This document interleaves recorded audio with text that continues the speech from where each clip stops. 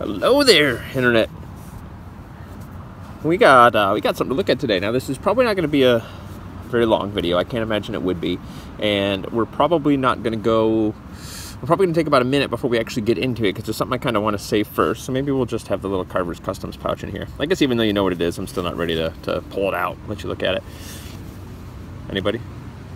That's what she said.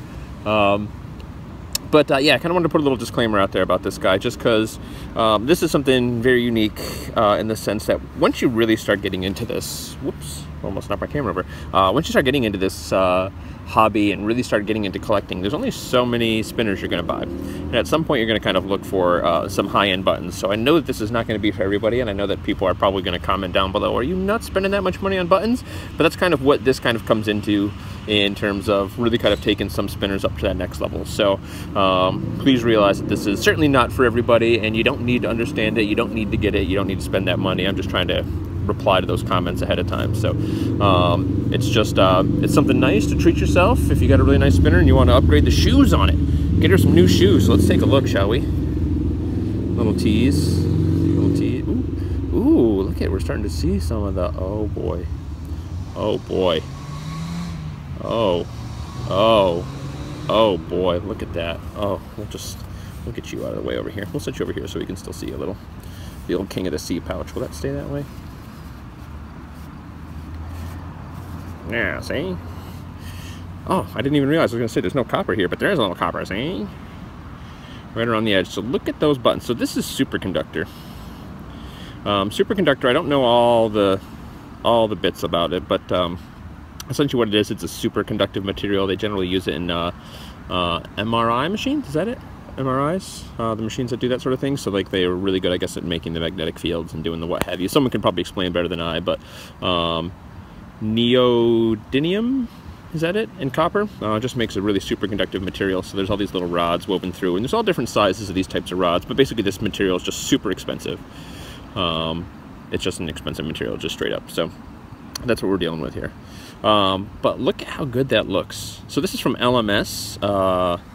Joey, I forget his last name, begins with an L. I'm not going to pronounce it properly and I don't want to butcher it, but Joey L really did a number on these buttons here. So look at how good they are. Now if you notice, the button, the center of the button is off center just a little, but the way Superconductor is, it's real hard to get that centered, and he actually does a pretty good job, in fact better than most in terms of getting that centered. If you look at some of the zero feud buttons, you'll see that they're actually off-centered quite a bit. So these buttons are $160, same price as the zero feud buttons. We're going to take them off here. I actually kind of want to get in the habit of calling them shoes. I like the idea of saying new shoes, so just in general I might start trying to call buttons shoes, so maybe we can make that a thing. I don't know, I just think it sounds fun. So let's take a look here. So we got the Superconductor. So I opted for the etched version. So essentially what you do is you put it in some sort of bath that etches away the copper but does not etch away the Superconductor. So there's a little bit more definition, and even between these there's a little bit of a grip or texture, almost like a lizard skin or something. So because there is tiny bits of copper between all those rods in there. So on the other side it's not polished as much, so you can see a little bit more of what the finish would look like if you opted for the etched version but not polished. And then you can see sort of that Superconductor core. So it does use a set screw to a degree, but that actually makes sense. You don't want to waste another, what is it, 3 or 4 millimeters of Superconductor, because this stuff is expensive. Like raw material alone, these are probably 60, 70 bucks just in the material, not counting any time machining, any finishing, any etching, any polishing. So 160 bucks for these. It's an expensive material.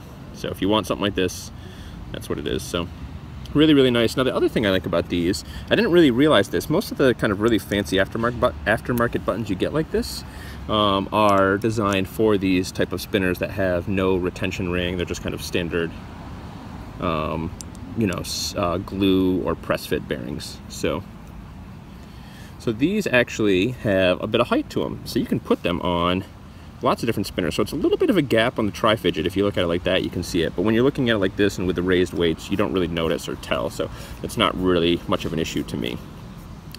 Yeah, so you can use these particular buttons on a lot of different spinners. So I was able to put it on the Arachnophobia. I was able to put it on, kind of as a joke, on the Wonder Bar, Mini Tank, Zen Duo, what is Secret Service, whatever you want to call it. It goes by a million names. The old C3 or Side Green little bar spinner.